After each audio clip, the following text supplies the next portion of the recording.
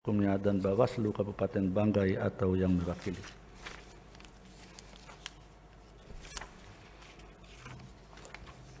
Selanjutnya, putusan nomor 11 garing PHP titik BUP garis datar 11 garis datar 19 garing 2021. Demi keadilan berdasarkan ketuhanan yang Maha Esa, Mahkamah Konstitusi Republik Indonesia yang mengadili pada tingkat pertama dan terakhir menjatuhkan putusan dalam perkara perselisihan hasil pemilihan Bupati dan Wakil Bupati Kabupaten Pulau Taliabu, Provinsi Maluku Utara tahun 2020 diajukan oleh 1. Muhaimin Syarif, 2. Safruddin Moha Lisi. Berdasarkan surat kuasa khusus tanggal 19 Desember 2020 memberi kuasa kepada AH Wakil Kamal SH.MH dan kawan-kawan selanjutnya disebut sebagai pemohon terhadap Komisi Pemilihan Umum Kabupaten Pulau Taliabu berdasarkan surat kuasa khusus nomor 11 dan seterusnya memberi kuasa kepada Hendra Kasim SH.MH dan kawan-kawan selanjutnya disebut sebagai termohon. Berkenaan dengan permohonan tersebut berikut ini: 1. H. Aliong Mus, 2. Ramli. Berdasarkan surat kuasa khusus tanggal 18 Januari 2021 memberi kuasa kepada Muhammad 1. Pali SH.MH dan kawan-kawan selanjutnya disebut sebagai pihak terkait membaca permohonan pemohon, mendengar keterangan pemohon, membaca dan mendengar jawaban termohon, membaca dan mendengar keterangan pihak terkait, membaca dan mendengar keterangan Badan Pengawas Pemilihan Umum Kabupaten Pulau Taliabu, memeriksa bukti-bukti pemohon termohon pihak terkait, dan Badan Pengawas Pemilihan Umum Kabupaten Pulau Taliabu, duduk perkara dan seterusnya dianggap dibacakan. Pertimbangan hukum menimbang bahwa sebelum mempertimbangkan lebih jauh permohonan pemohon, Mahkamah memandang perlu untuk menegaskan kembali beberapa hal penting berkenaan dengan penyelesaian perselisihan hasil pemilihan gubernur, bupati, dan wali kota di Mahkamah Konstitusi sebagai berikut. Poin 1, 2, 3, A, B dianggap dibacakan. Bahwa namun demikian, Mahkamah dapat menunda pemberlakuan ketentuan pasal 158 Undang-Undang Nomor 10 2016 sepanjang memenuhi kondisi sebagaimana pertimbangan Mahkamah dalam putusan-putusan tersebut di atas. Oleh karena itu, Mahkamah hanya akan mempertimbangkan keberlakuan ketentuan pasal 158 Undang-Undang Nomor 10 2016 secara kasuistis. Vide putusan Mahkamah nomor 2 PHP dan seterusnya bertanggal 9 Agustus 2018. Kewenangan Mahkamah dalam eksepsi menimbang bahwa sebelum Mahkamah mempertimbangkan lebih jauh kewenangan Mahkamah dalam mengadili permohonan akuo penting bagi Mahkamah untuk terlebih dahulu mempertimbangkan eksepsi termohon dan eksepsi pihak terkait berkenaan dengan kewenangan Mahkamah, bahwa berdasarkan uraian pertimbangan tersebut di atas dengan merujuk pada ketentuan pasal 157 ayat 3 dan ayat 4 Undang-Undang Nomor 10 2016, maka Mahkamah berwenang mengadili permohonan akuo. Oleh karenanya, eksepsi termohon dan eksepsi pihak terkait berkenaan dengan kewenangan Mahkamah tidak beralasan menurut hukum. Tenggang waktu pengajuan permohonan dalam eksepsi paragraf 3.4 dianggap dibacakan. Paragraf 3.5 menimbang bahwa permohonan pemohon diajukan secara luring atau offline di kepaniteraan Mahkamah pada hari Kamis tanggal 17 Desember 2020 pukul 20.16 WIB berdasarkan akta pengajuan permohonan pemohon nomor 11 PAN dan seterusnya 2020, sehingga permohonan pemohon diajukan masih dalam tenggang waktu pengajuan permohonan yang ditentukan peraturan perundang-undangan. Dengan demikian, eksepsi pihak terkait berkenaan dengan tenggang waktu pengajuan permohonan tidak beralasan menurut hukum. Kedudukan hukum pemohon dalam eksepsi menimbang bahwa sebelum Mahkamah mempertimbangkan lebih lanjut permohonan akuo berkenaan dengan eksepsi termohon dan eksepsi pihak terkait, Mengenai kedudukan hukum pemohon yang pada pokoknya menyatakan bahwa pemohon tidak memiliki kedudukan hukum untuk mengajukan permohonan karena tidak memenuhi ketentuan pasal 158 ayat 2 Undang-Undang 10 2016, Mahkamah terlebih dahulu akan mempertimbangkan kedudukan hukum pemohon sebagai berikut. 1, 2 dianggap dibacakan. Bahwa terhadap dua hal tersebut Mahkamah mempertimbangkan sebagai berikut. Paragraf 3.7 dianggap dibacakan. Bahwa berdasarkan pertimbangan di atas, pemohon adalah pasangan calon bupati dan wakil bupati Kabupaten Pulau Taliabu tahun 2020 dengan nomor urut 1. Menimbang bahwa berkenaan dengan pertanyaan kedua, pasal 158 ayat 2 Undang-Undang nomor 10 2016 menyatakan sebagai berikut. A, B, C, D dianggap dibacakan.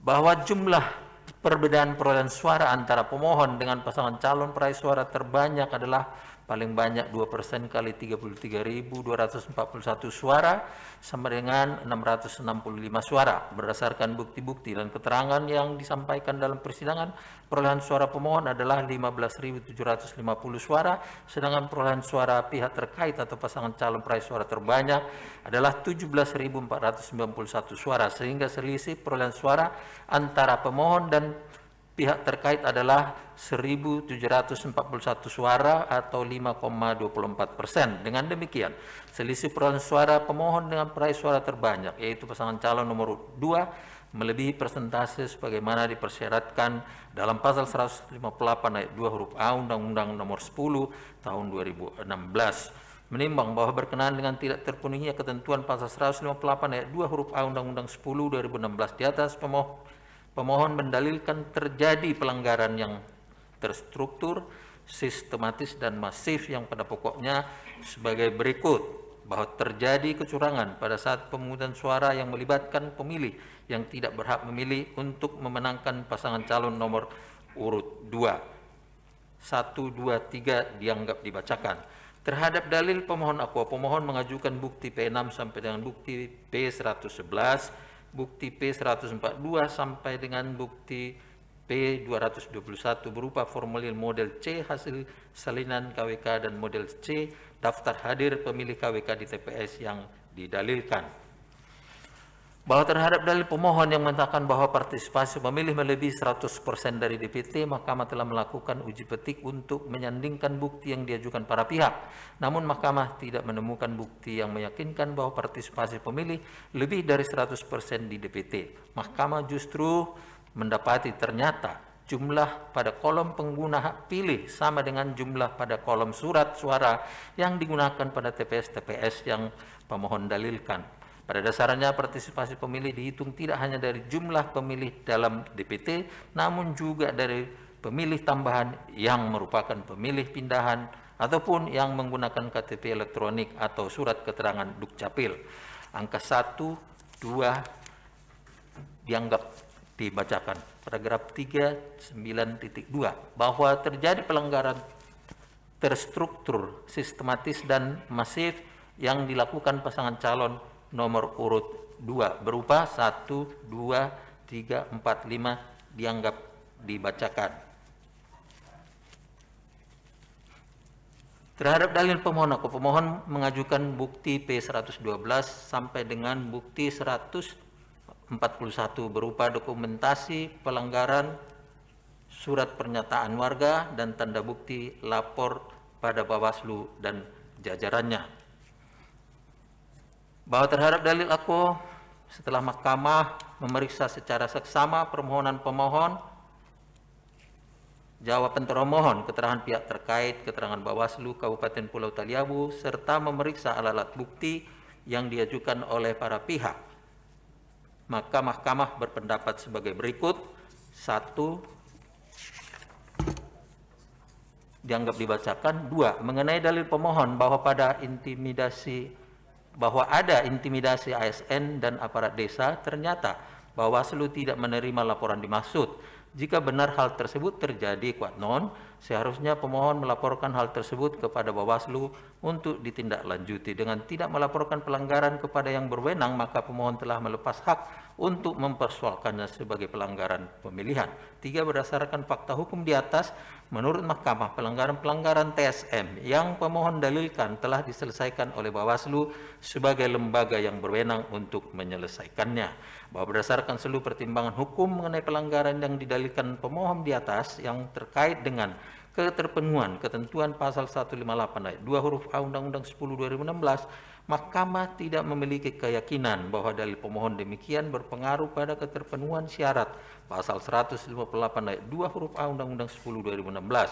Dengan demikian, Mahkamah berpendapat dalil dan alat bukti yang diajukan pemohon tidak cukup memberikan keyakinan untuk menyimpangi ketentuan pasal 158 ayat 2 huruf A Undang-Undang 10/2016 dan meneruskan perkara akuo ke pemeriksaan persidangan lanjutan. Menimbang bahwa berdasarkan pertimbangan hukum di atas, Mahkamah berpendapat meskipun permohonan yang diajukan pemohon merupakan kewenangan Mahkamah, permohonan pemohon diajukan masih dalam tenggang waktu pengajuan permohonan, dan pemohon adalah pasangan calon wali kota dan wakil wali kota dalam pemilihan calon bupati dan wakil bupati Kabupaten Pulau Taliabu tahun 2020, namun pemohon tidak memenuhi ketentuan persyaratan sebagaimana dimaksud dalam pasal 158 ayat 2 huruf A Undang-Undang 10/2016. Dengan demikian, eksepsi termohon dan pihak terkait bahwa pemohon tidak memenuhi ketentuan pasal 158 ayat 2 huruf A Undang-Undang 10/2016 adalah beralasan menurut hukum. Menimbang bahwa oleh karena eksepsi termohon dan eksepsi pihak terkait mengenai kedudukan hukum pemohon beralasan menurut hukum, maka